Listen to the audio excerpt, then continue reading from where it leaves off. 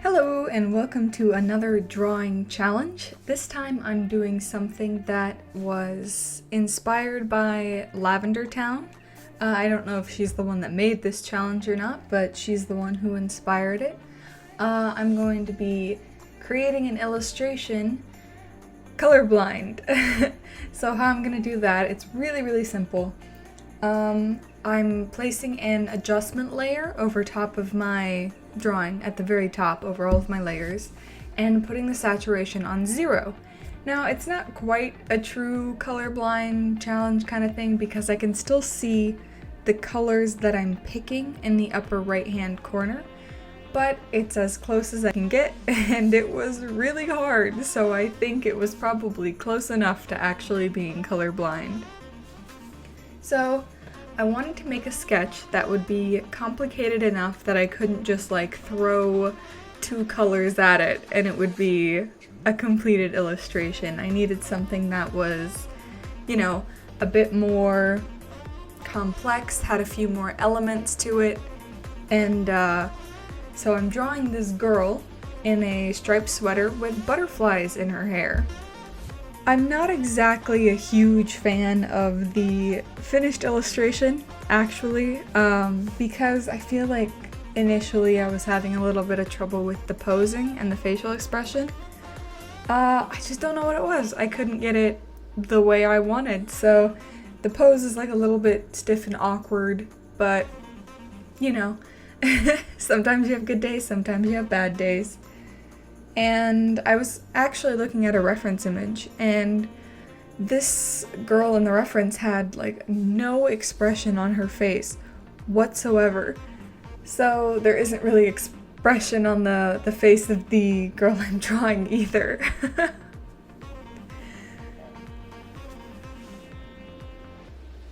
So something that kind of threw me off right off the bat is I don't really sketch in black. I sketch in red, just because it feels somewhat easier to go on top of, I guess.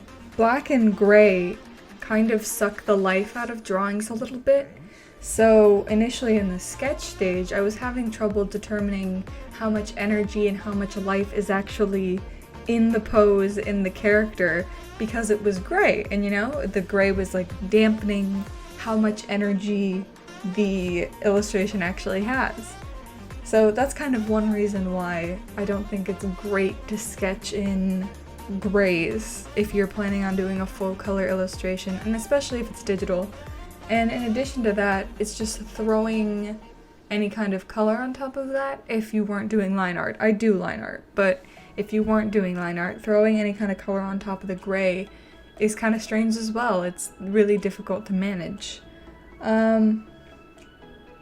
This pose was kind of weird because of how compact her arms were. They were very much like headed towards the same place, so trying to figure out how her shoulders were angled and how her elbows were like pointing was really difficult as well. And she was also wearing this shirt with like crinkly hems, and it was a sweater, but I wasn't sure how much texture to actually add to the sweater to really give it that illusion.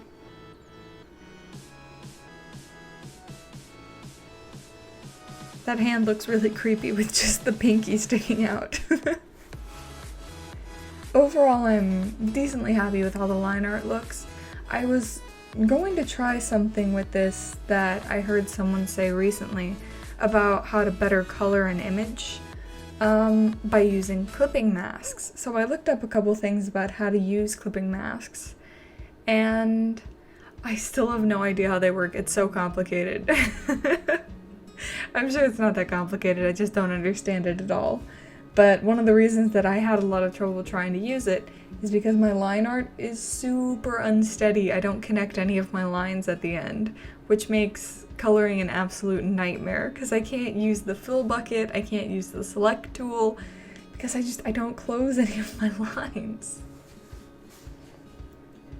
I made some last minute decisions on her bangs. I figured no other part of her hair is like choppy and square. Why would I make her bangs choppy and square?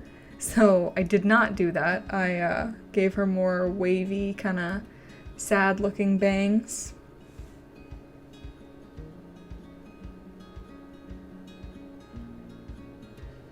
I really wanted her to look soft and kind of relaxed. Just, I don't know, almost in a trance, because she's got the butterflies on her. I don't know exactly what she's doing. I don't know, maybe she's some kind of witch. That would be interesting. Or, is there a name for someone who raises butterflies? An entomologist? That's like someone who studies bugs, right? I don't know. I don't know anything about butterflies. I'm sure there's a name for it. The stripes as well, I was trying to make it look like there was some kind of curvature to her sweater in the front. But I'm not sure how successful I was. It might have looked like it was just, I don't know, crooked. So, I'm doing her sweater in a very dark gray blue. But of course, I can't see that, so I actually miss a spot. And then when I try to go back, I colored in the wrong color, because of course I do. One of the things I was most worried about was her skin tone, so I went really, really light. I don't know if I would have given her dark skin, but like the lighter skin tone, I knew more where it would be than the darker one. And because there was going to be a lot of oranges in this piece, I did her lips. They're supposed to be a little bit more of a peachy pink than a true pink or a red pink. I'm coloring her hair like a sort of reddish brown. Not reddish, orangish. Because I figure, you know, with the orange of the butterflies, and she's got an orange stripe on her sweater, that having her have red-orange hair would probably be a good thing. And one of the other big challenges here was not coloring outside the lines, because I couldn't just pick up a color and go back over it. So if I messed up, I had to undo and redo it, instead of, you know, just coloring over it. I was giving her some like dark, mysterious looking makeup and just trying to make it look kind of soft and actually like it was blended out. I gave her green eyes, and I think I've already put those there. I can't really tell because it's in black and white. I have no idea. I think I have. The stripes of the sweater, these two colors didn't turn out that differently in the grays, so I couldn't really tell. One of them was supposed to be more pink than the other. And then there was a, I want to say orange stripe on top and a red stripe on the bottom. No, other way around. Red stripe on top, orange on the bottom. And the butterflies, I wanted to be the same orange color as her sweater, so I made sure to use the same color. I didn't change it in between. And then I'm pretty proud of at least one of the wings on this butterfly. The other one was a little bit more oddly shaped, so I couldn't quite get the... I don't know anything about butterflies. I want to say veins, but those aren't veins. I couldn't really get them to look as good on the second one, just because it was shaped differently. But I'm really proud of that first wing. I think that looks fantastic. And this second butterfly was at a little bit of a weird angle. I feel like I should have done one more. Isn't there like some kind of rule of threes when it comes to art? Use the same thing 3 times to establish a pattern? I was specifically looking at references of monarch butterflies, which is a little strange because monarch butterflies don't have their bottom part of their wings looking like that. It's a little bit more flat and standard, but I thought it might be more interesting if they had a little bit more of a teardrop shape. And then the background, I knew I wanted to do some kind of background, but I wanted it to be really simple. So I just kind of stuck these circles in here and hoped that it worked out. And the shading, I wasn't really sure what to do with the shading, and I was really, really tempted to do a dramatic, spotlighty kind of shade because it was looking very interesting like that, but that's because I didn't have any color on it. And I felt like once I had color, this dramatic shading would look a little bit weirder, a little bit more awkward.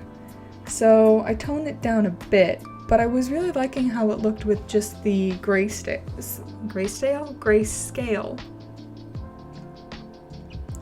And deciding the light was coming harshly from one side really, you know, cast half her face in shadow. It put the shadow behind the butterfly as well. Something about it being in black and white too was throwing off the way I was shading, because I was like, this is a lot. This is really dramatic. I don't know why this is happening. So it threw me off a little bit actually, shading wise, even though I expected that to be the easiest thing. So, we're nearing the end. And I'm gonna insert a little clip of me reacting to the reveal in real time, because obviously I know what it looks like now. I'm recording this after the fact, but I did record a little piece. I'll add in the little highlights. I did record a little piece in between. Okay, this is past Jazz talking to editing Jazz. I figured I should probably react to this in real time because otherwise I'm going to see it in the speed drawing while I'm narrating. So I'm going to remove the adjustment layer in 3, 2, 1. Oh my goodness. I'm not sure what I was expecting. These are all kind of the colors I was imagining in my head. And overall, there's like some level of cohesiveness going on, you know?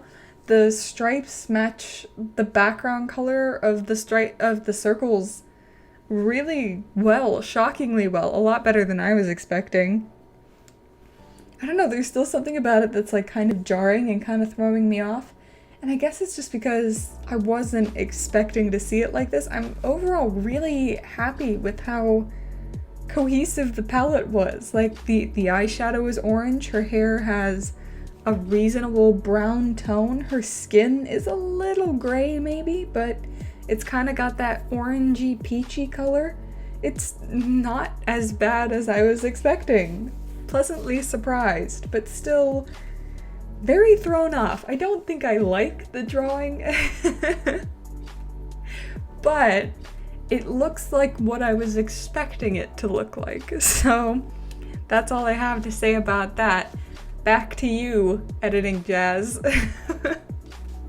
So yeah, that was me drawing with zero saturation, drawing colorblind. If you liked the video, thumbs up. If you are new here, click the subscribe. And thank you so much for watching. Have a lovely day and all that jazz.